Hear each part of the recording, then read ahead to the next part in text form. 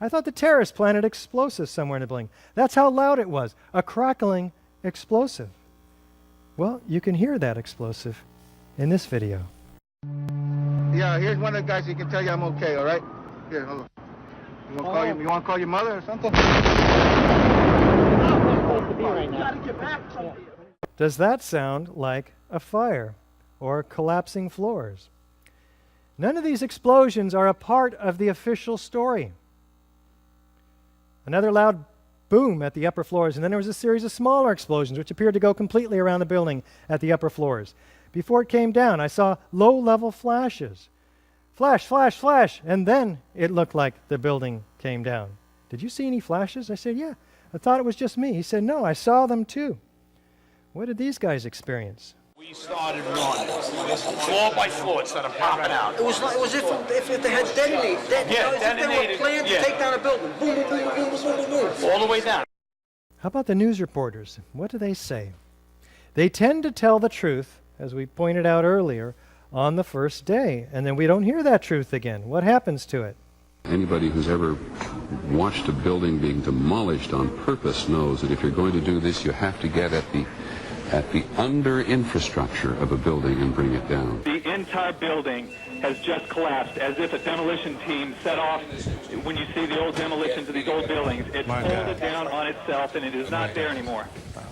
At 10:30, I tried to leave the building, but as soon as I got outside, I heard a second explosion and another rumble and more smoke and more dust. I ran inside the buildings, the chandelier shook, and again, black smoke filled the air. Within another 5 minutes, we were covered again with more silt and more dust. And then a fire marshal came in and said we had to leave because if there was a third explosion, this building might not last. A huge explosion now raining debris on all of us. We better get out of the way. And all of a sudden, it was this big explosion. I don't know if it's just like what you just seen. That's what we went through before we came out of the building. There was another big explosion in the other tower.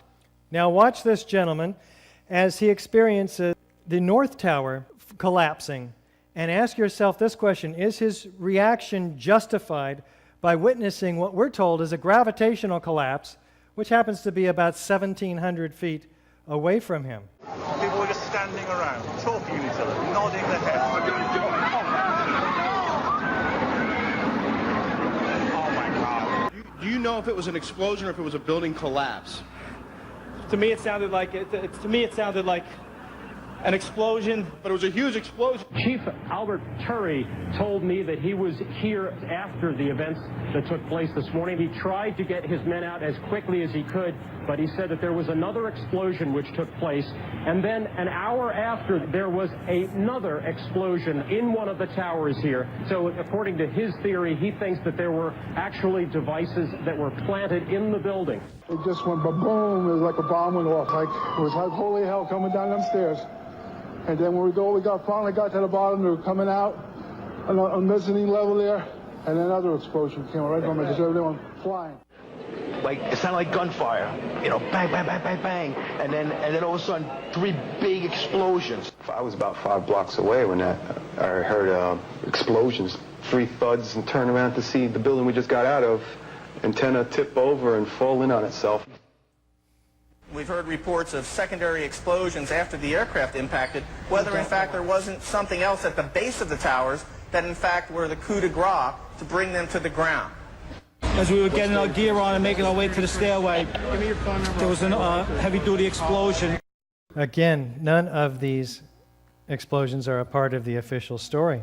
Now, compare these explosions to a known explosion on the left here. Outward arching streamers, pyroclastic volumes of dust, symmetrical display like a mushroom. Does it look like a gravitational collapse to you? How could explosives be placed in the World Trade Center Twin Towers with 50,000 occupants not knowing about it? Well, this is the floor plan. Let's enlarge it and take a close look. We note that the core structure, the columns of which are immediately adjacent to almost all of the elevators at the lower levels, certainly.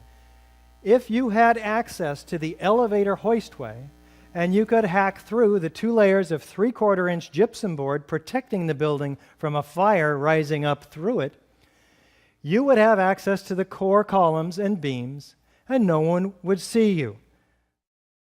How about an elevator modernization, which we know was going on the 9 months prior to 9/11?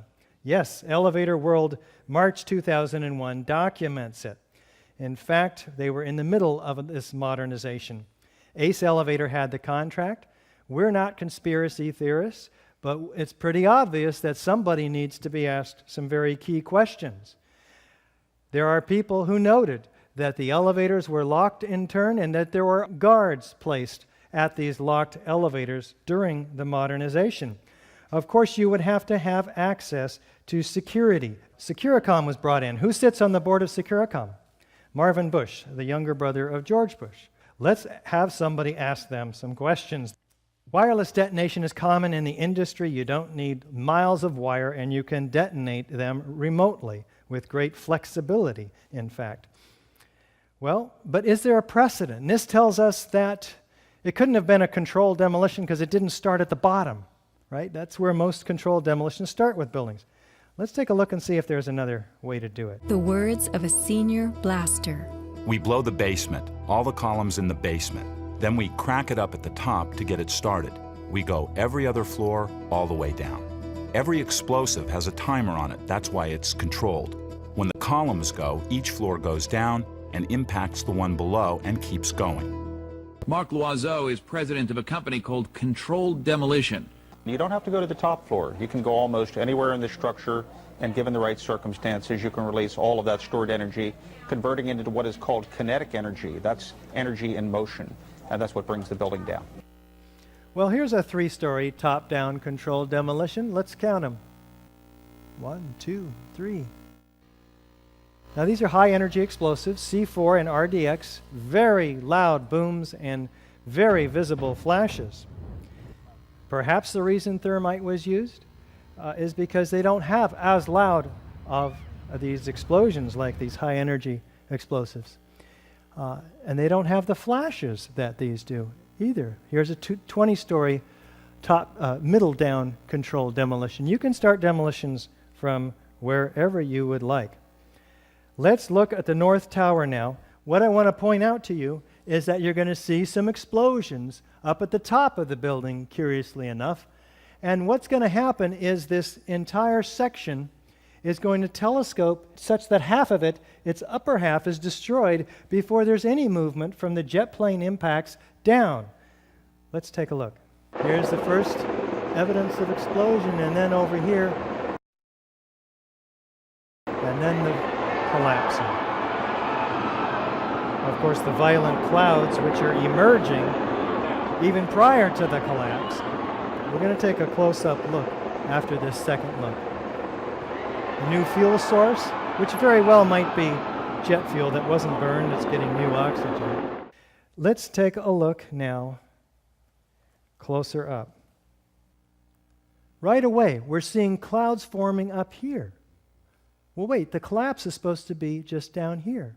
But we have asymmetrical damage to this building, right? The plane went in one side, and yet this complete symmetrical collapse, we'll use in quotes from now on, and let's keep going. Unexpected to And one many more of us time. in terms of how swiftly Belts, just like the firemen saw, all the way around the building. they came down.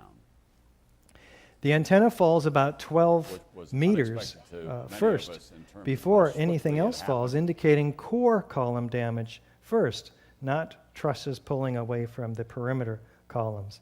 Now take a look at this from the same tower from the bottom, noting the violence underneath the mushroom cloud. The collapse is supposed to be occurring way up here, but down below, as you'll see in this second run, incredible quantities of squibs, explosions bursting out. And on the third time, I'd like to direct your attention to this racing series of explosions down the right side in the corner of this building. about 40 stories below the collapsing building. It gets painfully obvious after a while, doesn't it? The entire building has just collapsed, as if a demolition team set off. When you see the Note these multiple nodes of these independent explosions. old demolition It's a little different than the North into these Tower, old buildings, it folded down on but it's still incredibly and it the is not same there anymore. after a while, after all of these explosions developed. Do we have a straight-down symmetrical progression of collapse outside the footprint?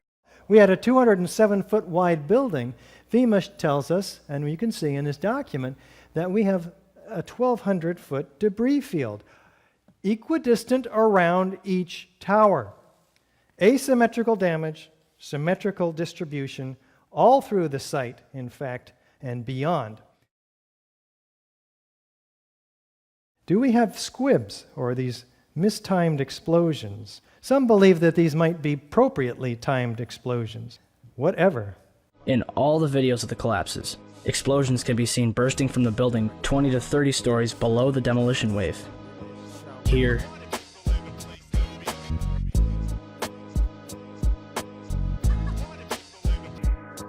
here,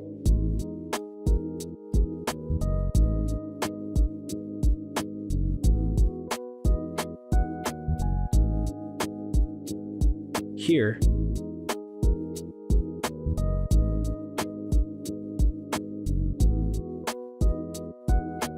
here,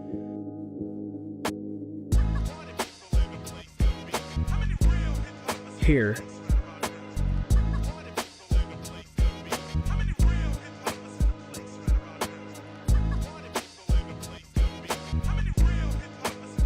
and here. Now, NIST tells us that these are puffs of air being produced by the collapsing building pushing air down the hoistway like a piston. It's got to come out somewhere, right? Well, first of all, these are not puffs of air. They're pulverized building materials. And they occur at 160 to 200 feet, some of them, per second. These velocities are propelled by explosives. 20, 40, and 60 stories below. How can the piston be producing all of that? And in fact, there are these focalized ejections that occur halfway between the corners of the building. Also, if say this was the open office space, right, 60 feet long, the elevator hoistway is over here. The piston's going to shove the air into this room. It's going to fill the room fairly uniformly with air pressure before it breaks any windows, right? And then it might break several, but not these highly focalized, pinpoint accurate, geometrically precise, violent ejections. No, it's extremely unlikely. But let's look at a couple of them here. As the South Tower begins to explode, we track two squibs near the bottom of the frame. They shoot out quickly at first, then slow and merge in with the rest of the dust cloud. Using the first few data points, we see the first squib shoots out at 44.98 meters per second, or about 100 miles per hour. Doing the same for the second squib, we get a speed of 56.3 meters per second, which works out closer to 126 miles per hour. 126 miles per hour of almost instant ejection velocity. Does fire create that? Do we have a near free fall pace through the path of greatest resistance?